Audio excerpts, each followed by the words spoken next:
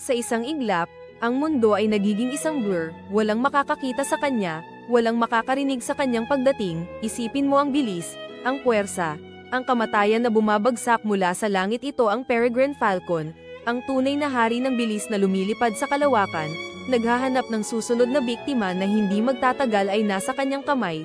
Paano nito nagagawa ang imposible? Ang bawat balahibo, ang bawat kurba ng kanyang katawan, ay dinisenyo para sa aerodynamica. Ginagawang isang buhay na missile ang ibong ito. Sa bawat pagbagsak, nilalabag nito ang mga batas ng gravity, umaabot sa bilis na higit 300 kilometro bawat oras, mas mabilis pa sa maraming sasakyan na nagmamaneho sa kalsada. Ito ay isang kamanghamanghang engineering ng kalikasan. Hindi lang ito tungkol sa bilis, kundi sa katumpakan at matinding kapangyarihan. Sa pinakamabilis na pag-atake, walang takas ang biktima. Ang matatalas nitong kuko ay isang kamatayan na hindi maiiwasan. Nagpaparamdam sa bawat nilalang na lumilipad sa hangin na ang bawat sandali ay maaaring huling hininga. Ang Peregrine Falcon, isang walang kapantay na mandirigma sa kalangitan, ang pinakatuktok ng kadena ng pagkain sa himpapawid.